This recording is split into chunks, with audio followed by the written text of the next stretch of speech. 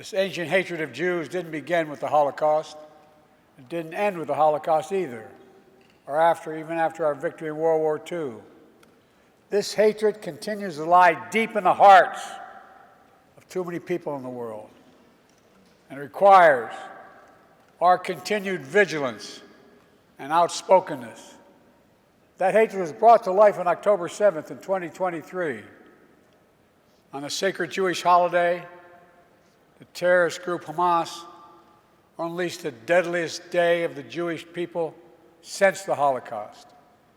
Driven by ancient desire to wipe out the Jewish people off the face of the earth, over 1,200 innocent people, babies, parents, grandparents, slaughtered in their kibbutz, massacred at a music festival, brutally raped, mutilated, and sexually assaulted.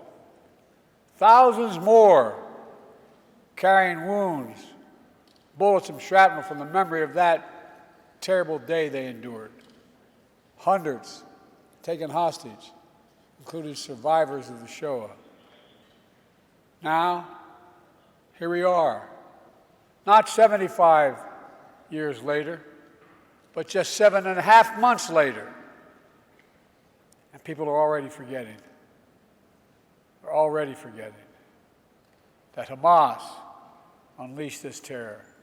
It was Hamas that brutalized Israelis. It was Hamas who took and continues to hold hostages. I have not forgotten, nor have you, and we will not forget.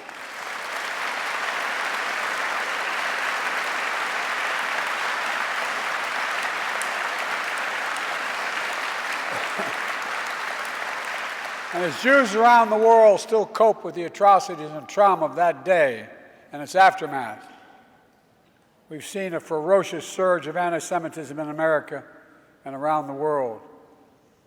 Vicious propaganda on social media. Jews forced to keep their hide, their keepers on their baseball hats, tuck their Jewish stars into their shirts. On college campuses, Jewish students blocked, harassed, attacked while walking to class. Antisemitism, anti-Semitic posters, slogans calling for the annihilation of Israel, the world's only Jewish state. Too many people denying, downplaying, rationalizing, ignoring the horrors of the Holocaust. And October 7th, including Hamas's appalling use of sexual violence to torture and terrorize Jews. It's absolutely despicable, and it must stop. I understand people have strong beliefs and deep convictions about the world. In America, we respect and protect the fundamental right to free speech, to debate and disagree, to protest peacefully, and make our voices heard. I understand that's America, but there is no place on any campus in America, any place in America, for anti-Semitism or hate speech or threats of violence of any kind.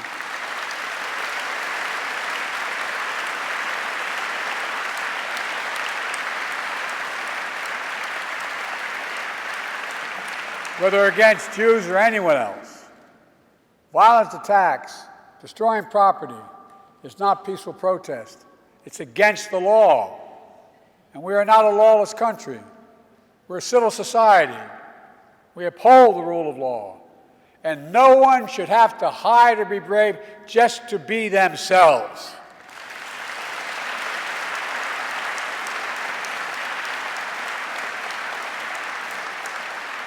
To the Jewish community, I want you to know, I see your fear, your hurt, and your pain.